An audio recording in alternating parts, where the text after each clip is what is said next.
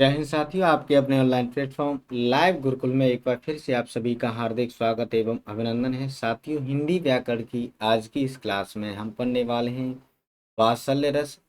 तो सभी साथी क्लास के अंत तक जरूर बने रहिएगा, जिससे कि आपकी समझ में सब कुछ आता रहे। ठीक है, तो आइए बिना देर किए हुए स्टार्ट करते हैं और समझते हैं कि जो वात्सल्य रस है वो क्या है ना।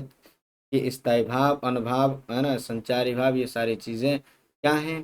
तो सबसे पहले हम देखते हैं साथियों यहाँ पर वात्सल्य रस को, किसको देखते हैं, वात्सल्य रस को। तो साथियों इसका जो नाम है वात्सल्य रस, इसका जो मतलब होता है वो होता है बालकों के प्रति, बच्चों के प्रति, शिशुओं के प्रति एक स्नेह का जो भाव होता है उसे हम कहते हैं वात्सल्य।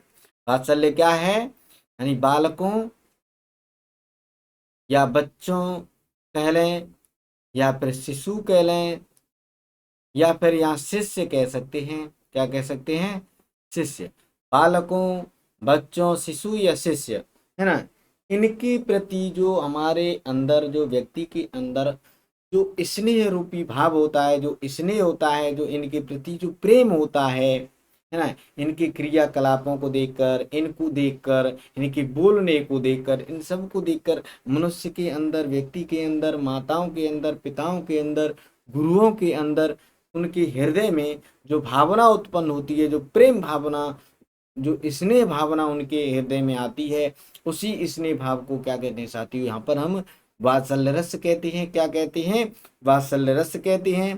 ठीक है, अगर हम इस प्रकार इसकी अगर हम परिभाषा की बात करें साथियों यहाँ पर, तो इसकी जो परिभाषा होती है वो हो जाती है छोटे बालकों, या फिर यहाँ हम कह सकते हैं शिशु, क्या कह सकते हैं, शिशु कह सकते हैं, शिष्य कह सकते हैं, है ना, कुछ भी कह सकते हैं, लेकिन छोटे होने चाहिए। छोटे बालकों के बाल सुलभ मानसिक क्रियाकलाप, यानी जो बालक करते हैं, जो बालक नॉर्मली, नेचुरली, है ना, प्राकृतिक रूप से, यानी जो बालक अपने आप स्वाभाविक रूप से जो क्रियाएं करते हैं, उन क्रियाकलापों को जब हम देखते हैं या उनका वर्णन करते हैं, या फिर जब हम उनका श्रवण करते हैं या जब हम उन्हें सुनते हैं, तो उससे हमारे हृदय में, व्यक्ति के हृदय में जो वात्सल्य प्रेम उत्पन्न होता है। वात्सल्य का मतलब होता है बालकों के प्रति प्रेम, यानी जो बालकों के प्रति है, उनके प्रति जो हमारे अंदर, व्यक्ति के अंदर जो प्रेम उमड़ता है, आता है, उत्पन्न होता है, उसी की जो साथियों परिपक्व अवस्था होती है, उसे हम क्या कहते हैं, वात्सल्य रस कहते हैं। तो ध्यान रखना, जो वात्सल्य रस है वो बच्चों के प्रति है, बालकों के प्रति है, गुरु के शिष्यों के प्रति है। ठीक है, जो एडल्ट होते हैं, या फिर इन्हें कह लें कि जैसे युवा होते हैं, उनके प्रति जो प्रेम होता है उससे वात्सल्य नहीं कहते, उसे कहते हैं साथियों रति। ठीक है, वो रति होता है, लेकिन यहाँ पर जो वात्सल्य रस प्रेम है वो बालकों के प्रति प्रेम है। ठीक है, तो यहाँ पर जो वात्सल्य रस है वो क्या है, बालकों के प्रति प्रेम। बालकों के प्रति, जब हम बड़ों के प्रति प्रेम करते हैं, बड़ों से प्रेम करते हैं, तो वहां पर ये वात्सल्य नहीं होता है। ठीक है, वहां पर वात्सल्य, यानी वहां पर ये वाला प्रेम या ये वाली रति या ये वाला अनुराग नहीं होता है। ठीक है, तो ये जो है, इस प्रकार अगर हम इसका जो स्थायी भाव देखते हैं साथी, वो होता है वात्सल्य प्रेम। वात्सल्य का मतलब मैं अभी बता चुका हूँ, वात्सल्य है बालकों, बच्चों, शिशुओं, शिष्यों आदि के प्रति स्नेह या प्रेम की भाव, है ना। तो ये वात्सल्य प्रेम या फिर अनुराग, वात्सल्य यानी बच्चों के प्रति प्रेम या अनुराग, इसका स्थायी भाव हो जाएगा। अगर हम इसके इस अनुभाव की बात करें साथियों, तो अनुभाव क्या होता है, जब हमारे अंदर जो है स्थायी भाव वात्सल्य प्रेम आता है, जब हम बच्चों से, बच्चों के प्रति जब हमें प्यार आता है, तब हम उसे आलिंगन करते हैं, यानी उन्हें उठा करके गले से लगा लेते हैं, उसके सिर पर हाथ फेरने लगते हैं, है ना, पीठ थपथपाने लगते हैं, मुस्कराने लगते हैं, हंसी आने लगती है ना, गले से लगाना, है ना, चूम लेना, ये सब के सब क्या होंगे साथियों, इसके अनुभव हो जाएंगे। यानी उन्हें देख करके ऑटोमेटिक, यानी मतलब अपने आप ही हम ये सारी चीजें करने लगते हैं उनके प्रति। तो ये क्या है, अनुभव है। अगर हम वही आलम्बन विभाव की बात करें, तो साथी जो आलम्बन होता है वो होता है छोटा बच्चा, या तो कोई छोटा बच्चा होगा, या गुरु के लिए गुरु का जो शिष्य होता है वो शिष्य होगा, या कोई भी हमसे जो छोटा है कोई भी जो हमसे छोटा है वो भी हमारे लिए आलम्बन हो सकता है। ठीक है, तो इसमें आपकी संदेह की कोई गुंजाइश नहीं है। तो ध्यान रखना, छोटे बच्चे, शिष्य हमसे छोटे हैं, वो भी क्या है, हमारे जो है आलम्बन का कार्य करते हैं, उनके प्रति हमारी ऐसी भावना आ जाती है। अगर हम बात करें साथी उद्दीपन की, तो वो होता है बाल चेष्टाएं, यानी बालकों की जो चेष्टा है, उनकी जो क्रियाकलाप हैं, उनका तुतलाना है, उनकी मासूमियत है, ये सारी की सारी चीज़ें क्या होती है, हमें एक तरह से उत्तेजित करती हैं उनके प्रति जाने के लिए, उनके प्रति प्रेम करने के लिए। तो ये क्या है, उद्दीपन भाव कहलाएंगे यहाँ पर। अगर हम संचारी भाव की बात करें साथियों, तो उन्हें देख करके हमारे अंदर हर्ष यानी खुशी होती है, हमें उत्साह आता है, मोह होता है, ममता आ जाती है, हमें गर्व होने लगता है कि हमारे ऐसे बालक हैं, बच्चे हैं। तो यहाँ ये सारे सारे साथी क्या हो जाएंगे, संचारी भाव हो जाएंगे। क्या हो जाएंगे, संचारी भाव हो जाएंगे। तो साथियों आपको यहाँ पर जो है वात्सल्य जो रस है, उसका मतलब, उसका अर्थ, उसका स्थायी भाव है ना, अनुभाव, आलम्बन, अनुभाव, आलम्बन, उद्दीपन, संचारी भाव, ये सारी चीजें समझ गए होंगे।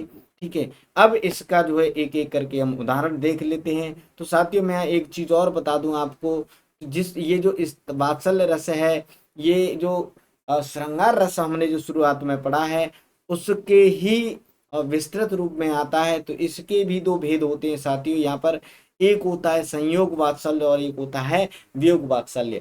संयोग वात्सल्य में क्या होता है, जो बालक बच्चे होते हैं वो पास में होते हैं, जबकि वियोग में वो बच्चे या बालक दूर होते हैं और हमें उनकी क्रियाकलापों की याद आती है, तब वहाँ वियोग होता है। तो ये चीज ध्यान रखना, संयोग में पास होना और वियोग में दूर होना, यही केवल अंतर है इसमें। ठीक है, लेकिन दोनों में ही जो है बच्चों के प्रति अगाध प्रेम होगा, है ना।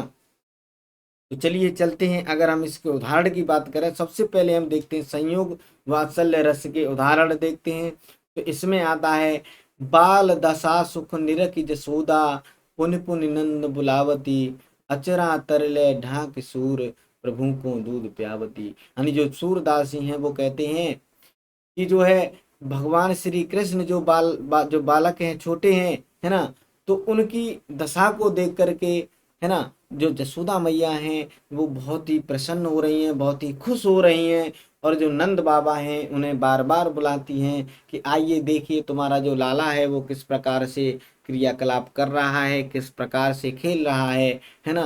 और जब उनको फिर क्या कहते हैं सूरदास जी, कि वो उन्हें उठा लेती हैं और गोद में लेकर के उन्हें अपने आंचल से ढक कर के दूध पियाने लगती हैं। तो यहाँ क्या है साथियों, बालक पास में है, वो उनको देख रही हैं, है ना, उनके प्रति, बालक के प्रति उनके अंदर जो है प्रेम भावना जग रही है ना। तो ये क्या है, यहाँ पर वात्सल्य रस हो जाएगा, क्योंकि ये बच्चे के प्रति प्रेम उनके अंदर उमड़ रहा है। तो यहाँ क्या हो जाएगा साथी, संयोग वात्सल्य हो जाएगा। अगर हम इसका एक उदाहरण और लें, तो एक उदाहरण आता है, वरदंत की पंगति कुंद कली, वरदंत की पंगति कुंद कली, अधराधर पल्लव खोलन की, चपला चमके घन बीच जगह, जीव मोतिन माल अमोलन की, घुंघरारी लटे लटके मुख ऊपर, कुंडल लोल कपोलन की, न्योछावरी प्राण करें तुलसी बल जाऊं लालन बोलन की। यानी तुलसी दासी ने एक पंक्तियां लिखी हैं, वो कहते हैं, यानी वो जो है भगवान श्री राम के जो बचपन में, जो भगवान श्री राम है छोटे बालक हैं, तब की उन्होंने यहाँ वर्णन करा है। वो कहती हैं कि जो भगवान श्री राम हैं, उन जब छोटे हैं तो उनके जो सुंदर सुंदर दांत हैं, उनकी जो पंक्ति है वो कुंद कली के समान लगती है। कुंद कली एक पौधा होता है जिसपे फूल लगता है, कली लगती है, वो बिल्कुल सफेद होती हैं, बहुत ही सुंदर लगती हैं। तो इसी प्रकार से उस कुंद कली के समान ही जो भगवान श्री राम के जो दांत हैं, सुंदर दांत हैं, वो दिखते हैं कब, जब अधराधर पल्लव खोलन की, जब वो अपना मुख खोलते हैं, जब वो अपने ओठों को उठाते हैं, अपना मुख खोलते हैं, तो उनके जो सुंदर सुंदर दांत हैं बहुत ही सुंदर दिखते हैं, बहुत ही चमकते हैं। चपला चमके घन बीच जगह जी मोतिन माल अमोलन की, यानी जो उनके गले में मोतियों की, सफेद मोतियों की जो माला डली हुई है, वो इस प्रकार लगती है मानव काले काले बादलों के बीच में जो बिजली चमक रही है, उस प्रकार से उनकी जो मोतियों की माला है वो भी चमकती है। घुंघराली लटे लटके मुख ऊपर, यानी उनके मुख के ऊपर जो उनके बाल हैं, उनकी जो घुंघराली लटे हैं वो बहुत ही सुंदर लग रही हैं जब वो लटक रही हैं। तो कुंडल लल कपोलन की, और उनके गालों पर यानी जो उनके जो कानों में जो कुंडल लटके हुए हैं वो उनके गालों तक आ रहे हैं, तो वो भी बहुत ही सुंदर लग गए हैं, बहुत ही प्यारे लग रहे हैं वहां पर। तो तुलसीदास जी कहते हैं कि हे भगवान श्री राम, हे लल्ला, बल जाऊं इन बोलन की, मैं तुम्हारे इन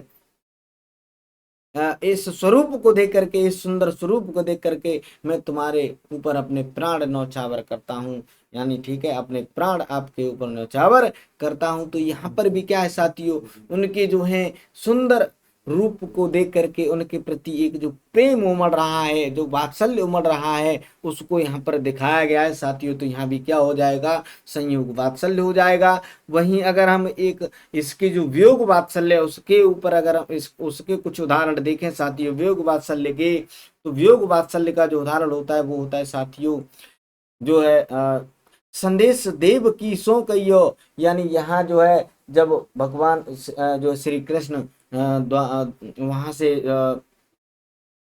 नंदगांव से वहां चले जाते हैं, मथुरा चले जाते हैं, तो वहां पर जो है जसोदा मैया जो है उनके लिए संदेश भिजवाती हैं। वो कहती हैं कि संदेशों देव की सो कहियो। ध्यान रखना यहाँ पर जो है श्री कृष्ण यशोदा जी के पास नहीं है, वो कहाँ पहुंच गए हैं, देवकी के पास। कहाँ पहुंच गए हैं, देवकी के पास, है ना। तो यहाँ क्या कह रही हैं वो यशोदा जी, संदेशों देव की सो कहियो, हो तो धी त्यारे सुत की। वो कहती है कि मैं तो धी हूँ तुम्हारे सुत की। वो संदेशा भेज रही है, देवकी जी को संदेश भेज रही है। वो कह रही है कि देवकी से कहना कि जो यशोदा है वो तो तुम्हारे पुत्र की धी थी। धी का मतलब होता है बच्चे का पालन पोषण करने वाली थी।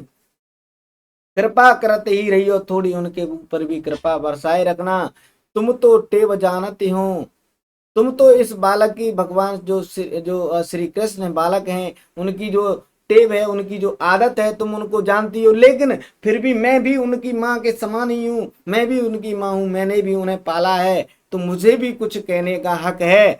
तो इसलिए मैं कह रही हूँ कि प्रात उठत मेरो लाल लने, तो माखन रोटी भावे। यानी जो मेरा बालक कृष्ण जो है, लाला जो है, वो सुबह ही सुबह जब जगता है तो उसे माखन रोटी अच्छे लगते हैं। तो यशोदा देवकी जी से कह देना कि वो भी उन्हें सुबह जगते ही, यानी लाला श्री कृष्ण को जो है माखन रोटी दे दें, जिससे कि वो उनकी भूख शांत हो जाए, उन्हें अच्छा लगे, क्योंकि उन्हें सुबह ही सुबह माखन रोटी पसंद है। तो यहाँ पर क्या है, कृष्ण जी दूर हैं, लेकिन जो माता यशोदा हैं उनके उनके अंदर उनके प्रति बहुत ही प्रेम उमड़ रहा है। तो यहाँ भी क्या है साथियों, दूर होने के बाद भी प्रेम है, लेकिन यहाँ वो उनसे दूर हैं, तो यहाँ क्या हो जाएगा साथियों, वियोग वात्सल्य हो जाएगा। क्या हो जाएगा, वियोग वात्सल्य हो जाएगा। अगर हम इसका एक अगला उदाहरण देखें तो साथियों अगला आता है, झूले पर उसे झुलाऊंगी, दुलरा कर लूंगी बदन चूम, मेरी छाती से लिपट कर वह घाटी में लेगा सहज हूँ। यहाँ पर भी क्या है, यहाँ पर भी वो कह रहे हैं कि जो बालक है उसे झूले पर मैं झुलाऊंगी, यानी उसे देख करके उसके उनके मन में आता है कि जब वो आएगा तो मैं उसे झूले पर झुलाऊंगी, दुलरा कर लूंगी बदन चूम, और उसे प्यार करते हुए उसके बदन को चूम लूंगी, और उसे अपने छाती से लिपटा करके, यानी बालक को छाती से लिपटा करके उसे दूध पिलाएंगे, और उसे वह मेरी गोद में झूल लेगा। क्या कर लेगा, झूल लेगा। तो साथियों यहाँ पर भी क्या है, जो बालक है वो दूर है, बालक है वो कहाँ है साथियों, वो कहाँ पर है, दूर है, लेकिन फिर भी उस बालक के प्रति क्या है, जो है प्रेम की भावना उमड़ रही है, उनके प्रति प्रेम उमड़ रहा है। तो साथियों यहाँ पर भी क्या हो जाएगा, यहाँ पर भी वात्सल्य हो जाएगा, लेकिन बालक जब दूर है तो यहाँ पर वियोग वात्सल्य होगा। कौन सा साथियों वात्सल्य होगा, वियोग वात्सल्य होगा। तो ये साथियों ये कुछ उदाहरण थे वात्सल्य रस के। मुझे लगता है कि ये जो उदाहरण हैं आपकी समझ में आ गए होंगे, और इन उदाहरणों के माध्यम से आपको जो वात्सल्य रस है वो भी अच्छी तरह समझ में आ गया होगा, है ना। इसका जो स्थायी भाव, अनुभाव, आलम्बन, उद्दीपन, संचारी भाव, ये सारी चीजें भी मैं आपको बता चुका हूँ, तो ये भी काफी अच्छे से आपकी समझ में आ गई होंगी। तो साथियों आज की वीडियो में, आज की क्लास में केवल इतना ही है, ठीक है। अगर आपको ये वीडियो अच्छा लगता है, क्लास अच्छी लगती है, तो अपने साथियों के साथ शेयर कर सकते हैं, इसे लाइक कमेंट कर दें, ठीक है। और अगर आप नए हैं तो इसे सब्सक्राइब कर चैनल को हमारे को, बेल आइकन को दबा दें, जिससे कि आने वाला वीडियो है उसका आपको नोटिफिकेशन मिल जाए, ठीक है। तो साथियों आज के लिए केवल इतना ही है, मिलते हैं नेक्स्ट यानी अगले क्लास में। तब तक के लिए सभी साथियों को जय हिंद, जय भारत, वंदे मातरम।